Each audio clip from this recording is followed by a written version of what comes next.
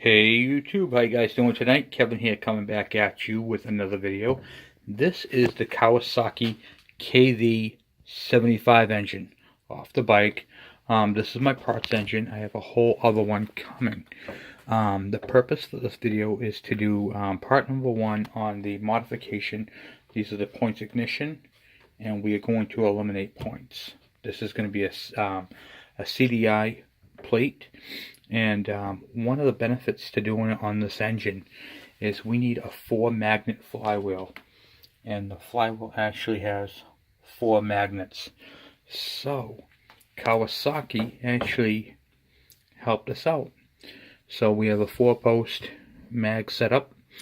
This is for the this big heavy thick windings right here. That right there is for your lights. That one's for your ignition. We are going to remove this, this, and this. This is a condenser. These are your points, and this is your charge coil. Now the charge coil that we're going to be using is from a Kawasaki KE100. It's going to bolt right into there, and I'm going to show you guys how to do all that. So tonight we're just ripping it apart.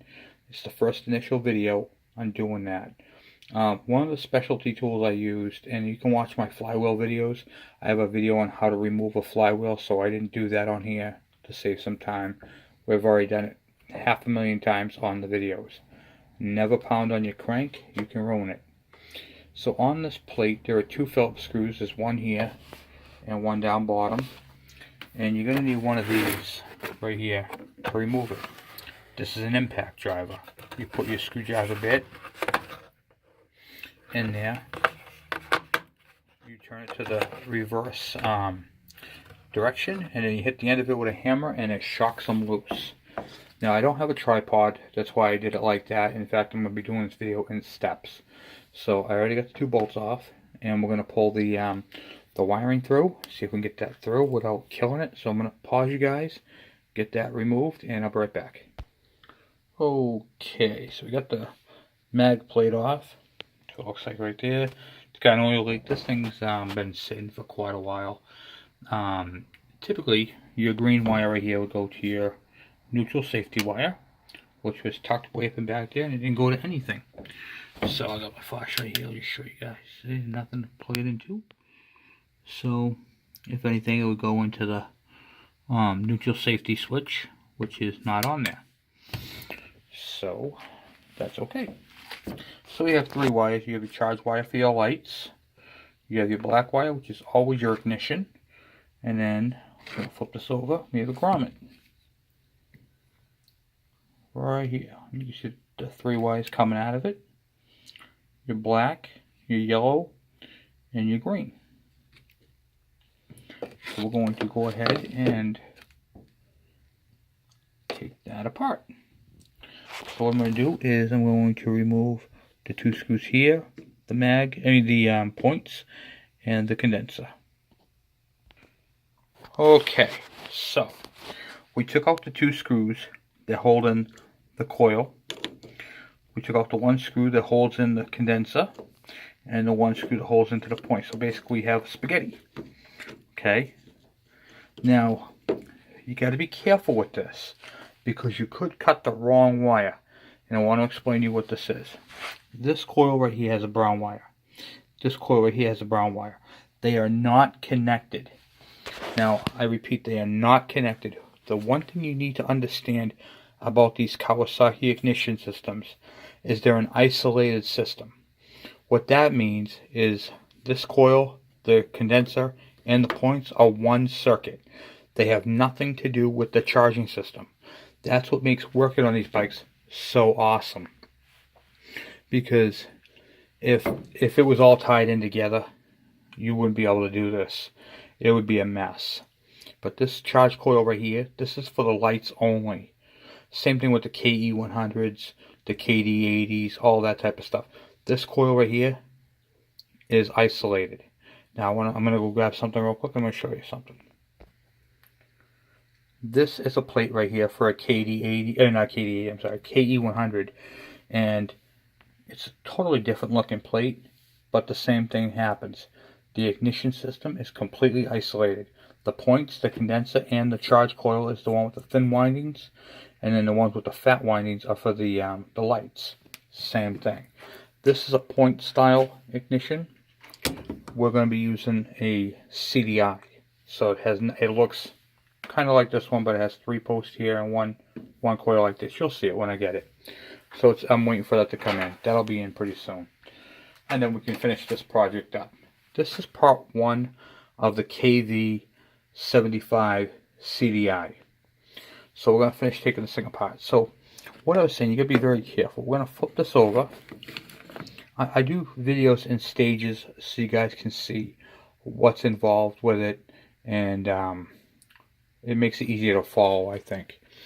Alright, so right up in here you can see the condenser right there.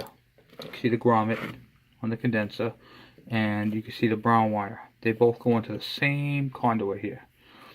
We are going to cut that back. Okay, we're just going to cut it, and then we're going to resolder the end on it. So let me get that cut, because I have to do it with 2 hands, and then I'll be right back.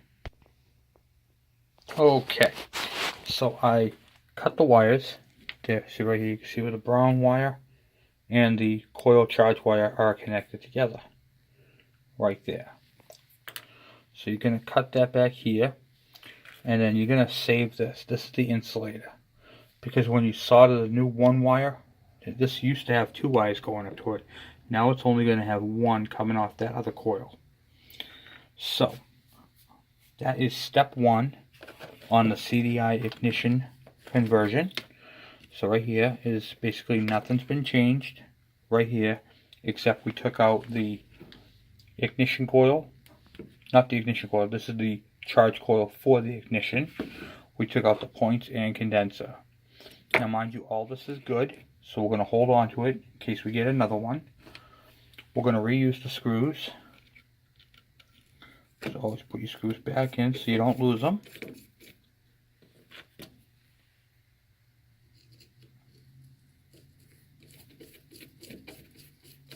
And this is a perfectly good plate. There's nothing wrong with this plate.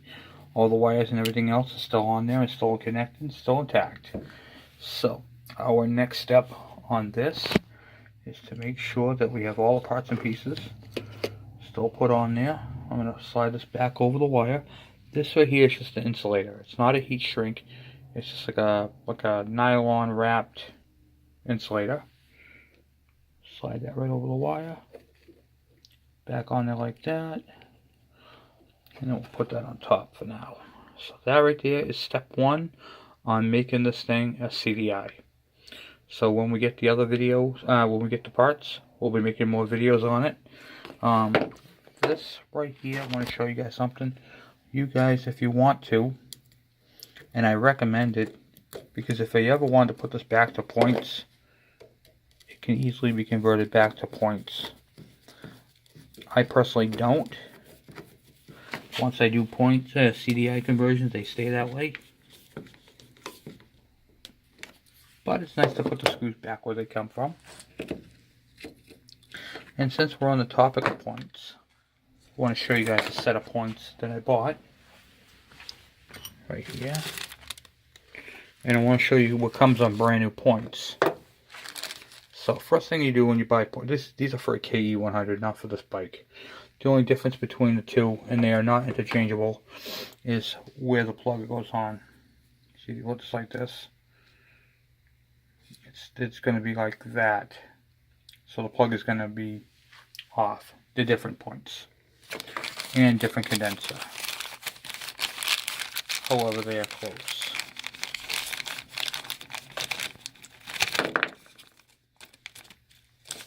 When you buy a tune-up kit, it should come with 3 components. Okay. Should come with your contact breaker points. It should come down with a condenser. And the condenser is real simple on the KE100. Just already got the solder there. You heat it up a little bit, and then you bend the tabs, these 2 tabs over to hold the wiring, and then solder it in. And then this right here is the most overlooked thing. A lot of people take this right here and throw it in the trash. This is actually the proper lube.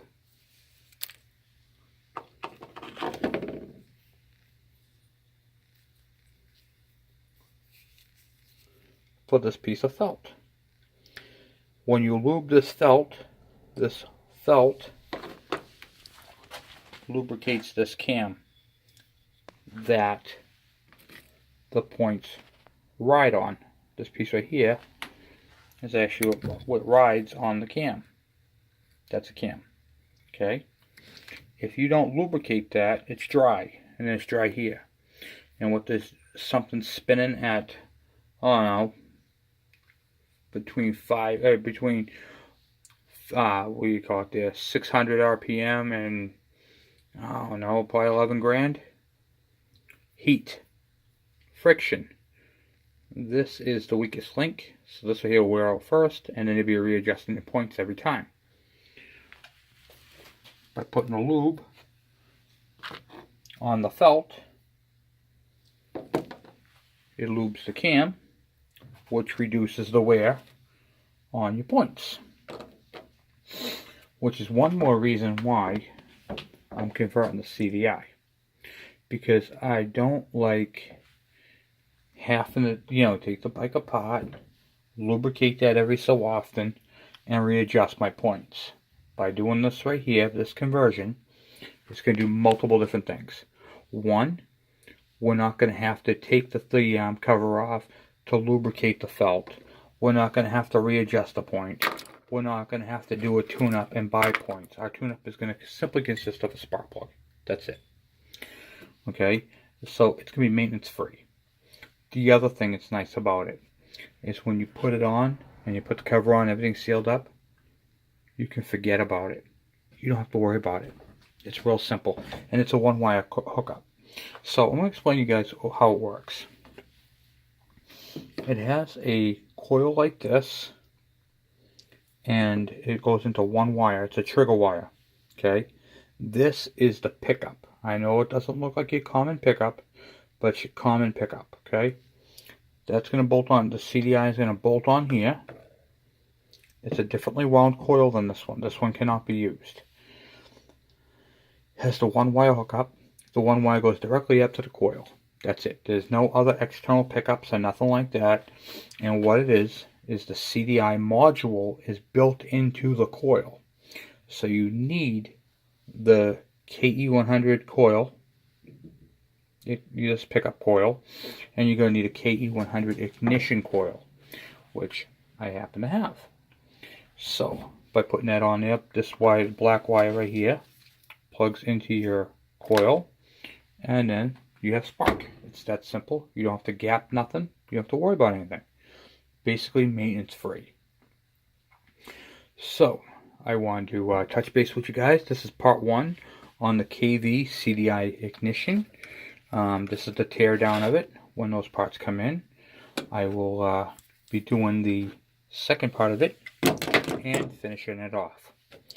Okay, so with that said, we're going to move on to the next part of this video. Fuel caps. This is the KV75 fuel cap. It's a vented cap, on-off vent. Real nice cap, good quality cap. They, what do you call it? Hold on one second. Okay, so these caps right here are vented. You can turn them on and off. There's the off, there's the on. Okay, and basically what it does, as you can see the gap at the bottom, it lifts it up so there's a vent. And when you put it down like that, it contours the cap and closes it. Okay, now this cap was, this metal piece right here was broken. Show you, see here how it's broken, the tab?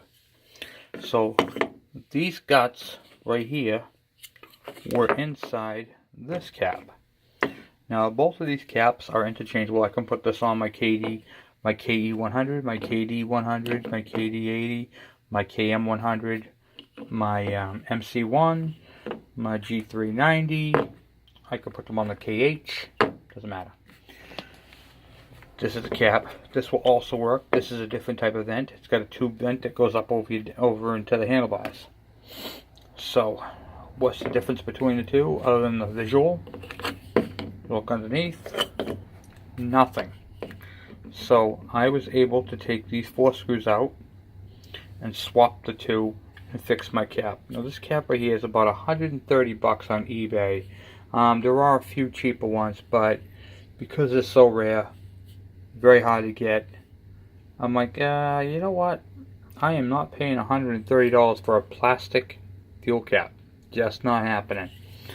So I went and grabbed a fuel cap off one of my KE extra tanks I have, and it had the same guts. I took them apart, checked them all out, and everything's the same except for the vent. But the vent on this one's good, just that this right here was rotted out and the seal was broken. So I robbed the seal and the bottom part of the cap, 4 bolts, or screws I should say, right there, and that's basically what I got. So that's how you fix a cap. If you need parts, get them right out of a KE100 cap, or if you like this style better, some people like this style better, with a little tube with a little vent on it, you can grab these right here. Cheap on eBay, like 15-20 bucks. On eBay, for 130. I'm going with the cheap part, take the parts out of it, put it in the cap I have. So that's what I have for you guys on fuel caps and the first part on the CDI ignition. We're going to be doing a lot of videos on these bikes as well. The oil injection part, the tune-up part of it, all that type of stuff. There's a lot to go over. This is going to be the parts engine. This does run. It's not seized and works great. It's just been beat to absolute hell. It's got broken coolant fins, which I don't like. But other than that, it makes for a great parts engine. Also too, the rubber that's on the Kickstarter is also the same as the KE100. The throttle cable, this one's broken right clear off. The cable that goes to the automatic oiler and your ignition can also be used off of a KD80 or a KM100. Those cables will work. They're not the exact replacement, but they will work just fine. And that's why I do these videos, to show you guys what will work on what machines. And we are going to use, these are a I believe they're 3-speed, 2-speed, 3-speed, something like that. So automatic, and we're going to be making a KM100 automatic, just for a fun project. We're going to try to anyway. So using parts and pieces. Let me show you guys what's compatible and what is not. And it's really cool to have this 4-magnet flywheel. This saves us a lot. Having this is basically saying I can easily do this conversion no problem. Also, there's timing marks on here. Right here, you can see one right there, timing mark, and there's another one up top there. So it's gonna be pretty nice. So this is part 1 of CDI and fuel cap, and then the next one we're going to do is we're going to mount the CDI, get it all in there, get spark on this machine, and do that up. Guys, I want to thank you guys for hanging in there with me. We're getting into the Christmas season, so I haven't been able to pump out a lot of videos, but I do have a lot of stuff coming. I have a KE100 engine coming that has the CDI we're going to be using on this. We have a bunch of parts coming from from my buddy over there in Pakistan, who's got some really cool stuff coming to me. And I'm going to show you guys how to put a tachometer and a KE100. So we have a lot of cool videos coming up, and I can't wait to get into these. So yeah, we're getting into the KV stuff right now, and change gears, work on a mini bike. I got one coming, and I can't wait for it to get here. So anyway, guys, thank you for watching, thank you for subscribing, and if you guys have any projects or any questions on the KV75, please let me know. I'm very interested. So we're working on these things together, busting them out, and yep, so we're doing another conversion now. I also want to say that this conversion I have done to all my bikes. I have done it to my KD80, which has never had, in the history of them, a CDI unit. My KM, that's CDI now. 1979 never had that. The KE100 only had it from 1996 to 2001, and I have one on my 92. So that's what we do. So I like the CDI. I'm very interested in how they work. This is a 6-volt system. We can change this coil and make a 12-volt out of it too, by the way. I could do that. I could put a regulator on it. I can do anything. I can convert these any which way.